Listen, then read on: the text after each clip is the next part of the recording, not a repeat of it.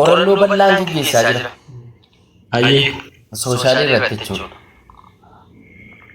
Ati Oromoo dhabdi? Okay. Oromoo machaa moo Oromoo Tuulamaa ta'e?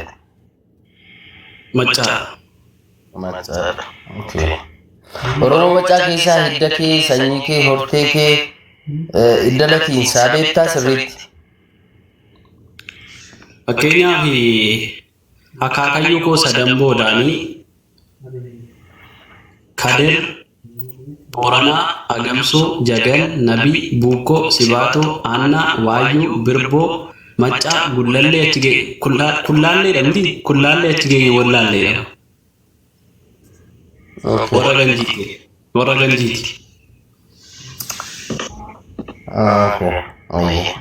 Oromoo ta'uu keetiin. Ayyee. Oromoo ta'uu keetiin wanti ati hanga yoonaatti fayyadamte jira. Yoo jiraate waan lama yookaan waan sadii qofa naan.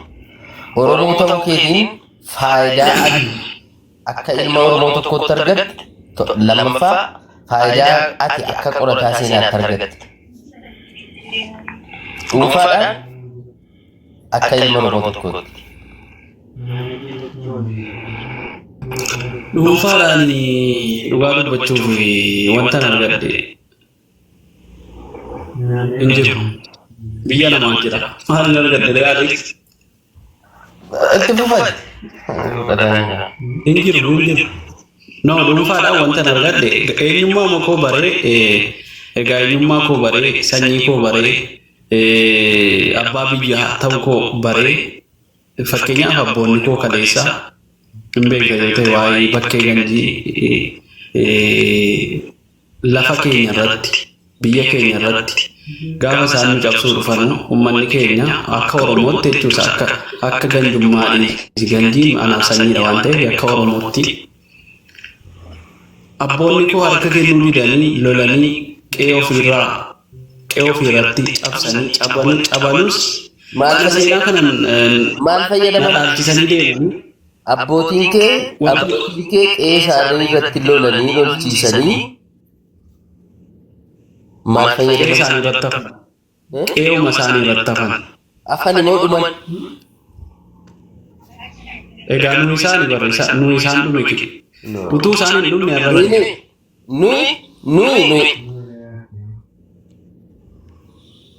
Nuyi dhalchanii gaariiti kan jedhu dhuman. Akkasuma akkasitti. Erga jarri nu dhalchanii booda erga jarri abbaa koo yookaan akaakayyuu koo dhalchanii booda diinni dhufee diinni dhufnaan ilmoon koo kun dhaaluu qabaa jedhanii qe'ee isaanii irratti dhuman. Akkasii. Qe'ee isaanii irratti dhumuun isaanii fayyadamuu ibsa. Jarri waa fayyadamuu ibsa. Dhugaa dubbachuuf namni fakkeenyaaf qabeenya ofii dabarsee namaa kennuurraa amaarri uumaa natti ergatti isii ati geggeessite moo haa uuzu billa. Fakkeenyaaf ati namoonni baay'een qabeenya ofii dabarsanii namaa kennuurraa qabeenya ofii sana irratti du'uu filatu. Yoo dabarsanii namaa kennanii qabeenya sana dhaban malee lubbuu ofii qabuu ofii deebisanii horachuu danda'u. Namoonni baay'een immoo qabeenya sana dhowwatanii lubbuu isaanii dhabuu filatu maaliif haqa waan ta'eef. Haqummaan agarsiisanii ammas hin taane akka mataa raasaa Alex. Haqummaan agarsiisanii kanaaf dhaaluma sana dachii sana irratti dhumanii dachii sana irratti abbaa biyyaana gochuun isaanii anaaf kennaa guddaadha. Kanuma na gammachiisa. Abbaa biyyummaa sana irraa jechuun amma fakkeenyaaf ati Oromoodha erga taate ati itti fayyadamnaan akka waan hin fayyadameeti. Fayyadamteetta lafa sanarraa.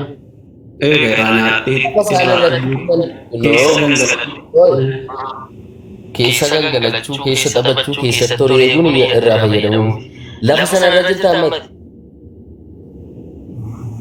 Lafuma sanarra jira. Amma ofii kootii amma. Ansin gaafachaa jira bara. Biyya namaa jiraadhus garuu laficha nan qaba. Maaliif deemte lafa sanarraa? walummaa kanas abbootiin kee akaakayyuu kee waan itti wareegaman sana hin arganne jechuudha. Otoo silaa lafa abbaan kee gadhiisii jedhee irratti wareegame akaakayyuun kee irratti lubbuu isaa laate lafee isaa caccabse dhiiga isaa lolaase sana utuu si fayyada ta'e irraan deemtu.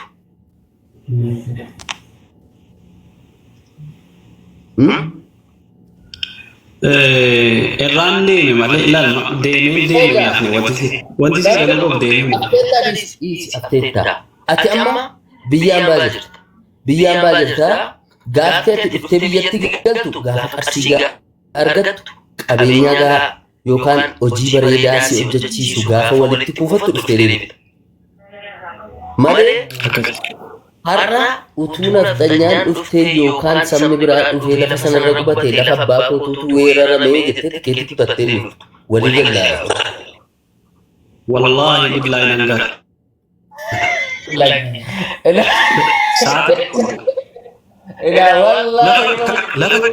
No, isa ollaadhiisi ammoo ollaadhiisi. No. Fakkeenyaaf maatiin kee achirraa buqqifamee naammoo lafa isaaniirraa. Mootummaa dhiisi wallaahi nan galan isa dhugaasitti maalis. Wallaahi billahi isaatii tokko hin turu. Qorataadha ansi jaalladha ansi kabaja. Akka sabaatti wal beekna xiinsammuu walii wal beekna. Fedhii keenya tokkoon keenya fedhii walii wal beekna.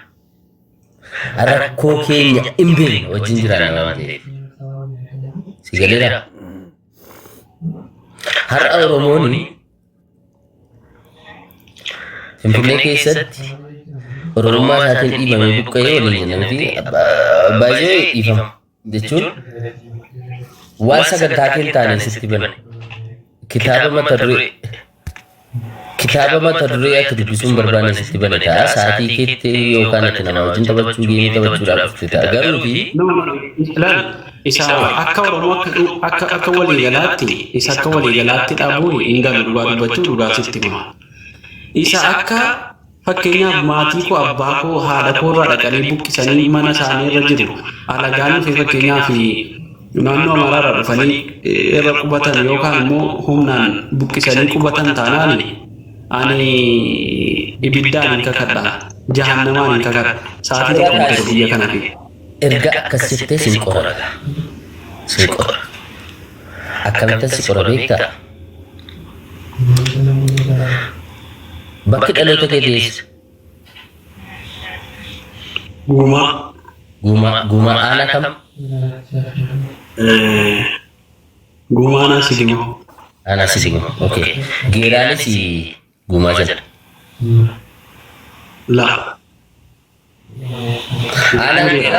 Aanaan geeraa godina kam jala? Godina Jimmaadhaati. Aanaa kam? Godina Jimmaatti garuu geeraan geeraadha.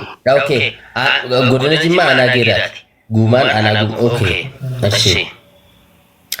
Aanaan geeraas lafa abbaa keetii akka ta'e beekta. Dagaa doonii fa'aa. Warri Sigimuurraa lolan. Warri Sigimuurraa aanaa gummaarraa mootota gummaa keessa dagaa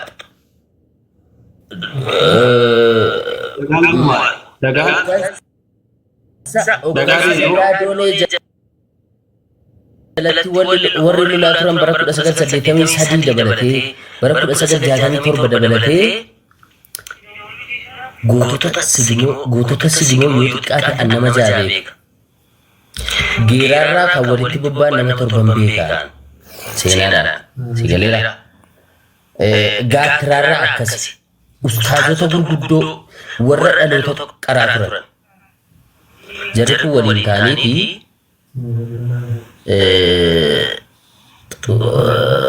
warra gummaa jala turan akkasiin diinaan hin dhaalamneef warra qabsaa turanidha. Dhiyeenya kan baatii muraasa dura geeraa moo isatti naftanyaa kan sin abbaa qabeenyaa tokko ajjeefeessatti geeraan fi lafti sun lafaa kaakayyuun kee irratti wareegame miti moo lafaa kaakayyuun kee irratti wareegame moo miti akka walii galaatti lafa kaakayyuu kootii ta'e lakka akka walii galaatti akka walii galaatti garuu akka dhuunfaatti naa deebi'eera deebii kun analysteeta thank you abbaan qabeenyaa sun qabeenya isaarratti lafa isaarratti miti kan wareegame akkasii okay surroorroo miti abbaan kee kan inni falmaa tureef akaakayyuun kee kan inni falmaa tureef lafa maatii keetii lafa obbolaa keetii qofa bilisa baasuuf hin turre yoo waan abbaan keessatti kennee darbe dhaalte ta'e dhaloota waan akaakayyuun kee waan oromoon sitti kennee darbe dhaalte yoo ta'e akaakayyuun kee warra akka dagaadeenuu fa'aa misbaawudiin fa'aa wanti jarri falmaa fi turan akka gummaatti aggaaroodhaa kaasee hanga gaatiraa dabartee kafa hanga ga'utti falmaa turan lafa oromoo jedhanii diinii dhaaluun kan godhan digalee geeraarra darbanii jechuudha. Kanaaf nafxanyaan gaafa siinii abbaa qabeenyaa sana qabeenya isaa irratti sababanni qabeenya godhateef qofa sababanni oromoo ta'eef qofa irratti ajjeesti taanaan roorroon oromoo irraa eegamee gaafa amaaratti hidhamu galuu qabatu ta'e maaf hin galu. Hanga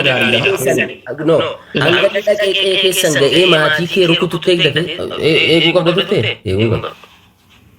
Yaada dhugaa dubbachuuf yaada ka'uu qabu kaaftee dhugaadha.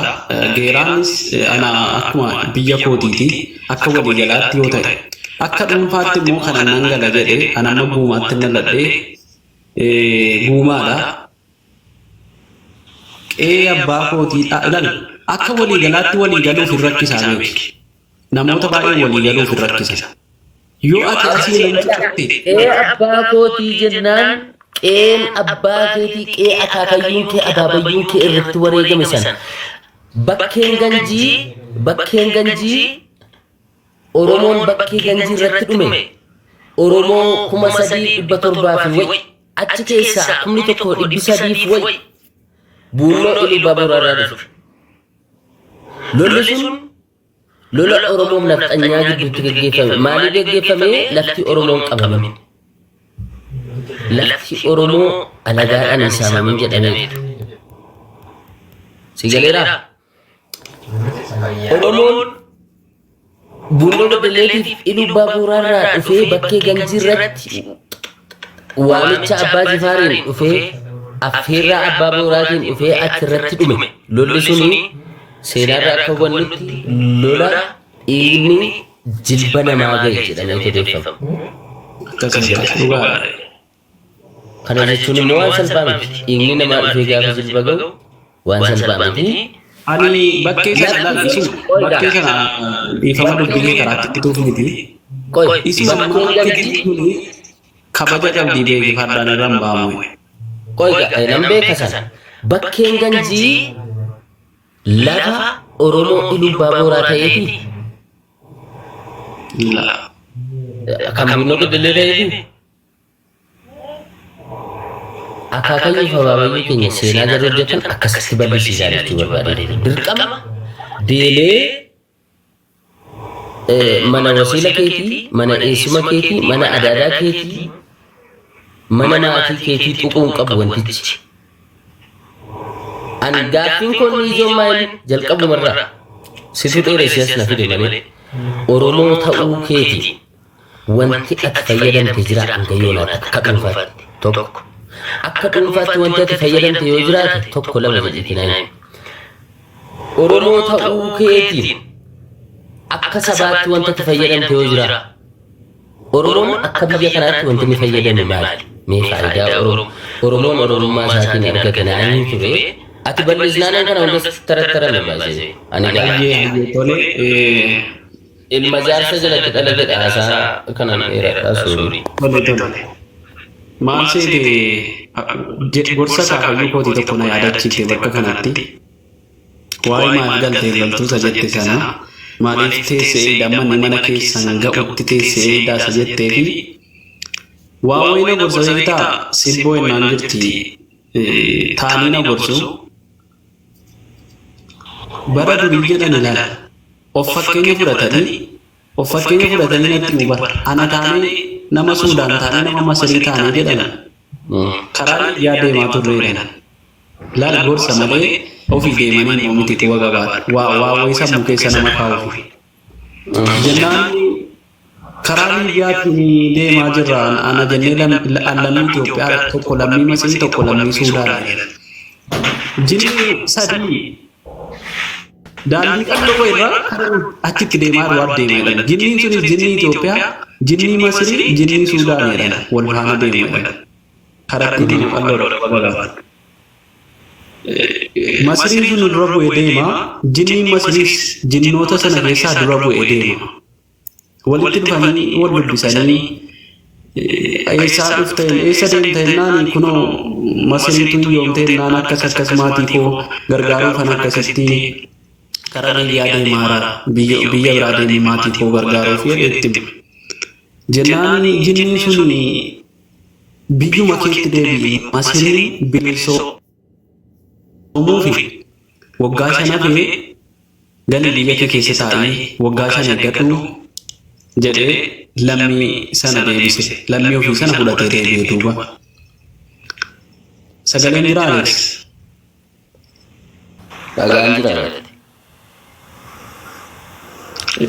lammii ofii fudhatee deebise jechuudha amma lammii Suudaanii fi jinnii Suudaantu walitti dhufan eessa deemtaa yaa obboleessa kiyya eessa deemtaa jedhee gaafannaan kunoo Suudaantu rakkattee maatii koo rakkatee maatii koo beela baasuuf rakkina keessaa baasuuf waan biyya namaa deemee hojjadha tan deemaadha biyya koo jennaan harka gadee muka jala taa'ee Suudaan bilisoomuu fi waggaa 10 qofaaftee waggaa 10 biyya kee keessa gadi obsi taa'e maatii kee keessa taa'e maatii kee kaddamata waggaa 10 eegin bilisoom taa'e jinniin sun amma ana tafeeren akaakayyuu hojjeta bar ilan waan keessa isaa malee moofi dhaqanii viidiyooti wanta dubbachuu qabdu jennaan ennuma naa gumboo jedhan utuu namni ittiin dubbatin boo jedhan maaltu si boosise jedhee gaafannaan hiqqee boo jedhan jennaan ati deeminaan jedheedhan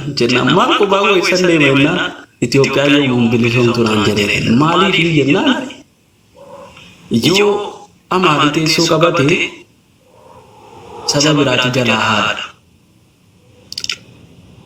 saba biraa jalaa haadhu qofa miti namni sunis tarii looga saba biraa irratti yoo Oromoon teessoo qabate aangoo qabate saba biraatu Oromoo maqaa balleessuuf Oromoo jalaa haadha akka inni kufu godha gara hundaan akka inni kufu godha malee akka inni guddatu godhu yoo ka'e muslimni sheekii muslimaa yookaan muslimni jabaan tokko aangoo qabate kiristaanatu waan itti naafu jedhee teessoo sana jalaa haadha yoo kiristaanni teessoo qabate inni kun kiristaana dhiibbaa akkasii nurraan ga'aa jira jedhee muslimni jalaa haadha kanaaf ati bilisoomtu deeminaan jedhee na deebisee kun maal jechuudha baay'ina qabna biyyi keenya dhugaa dubbachuuf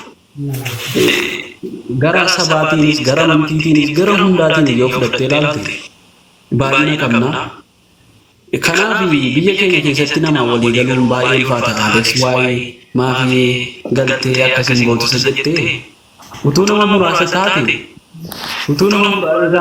walii galta garuu qobaa kee yoo of irratti murteessite malee ilaa hiriyootuma wajjin nyaattee dhugdu meeqatu wal gana bara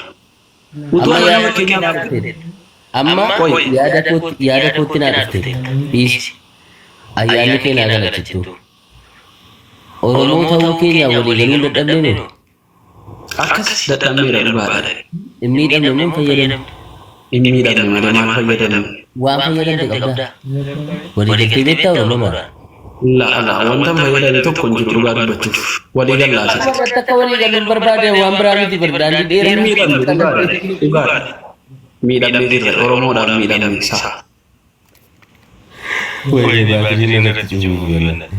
anyways Ammaati deebii fataa bakka dhiirota keetiin. Tole nagaa ta'e gaaffii akkasii kaasanii sammuu namaa dammaqsuun gaariidha. Tole. Dhiifama wanta sun mufachiise.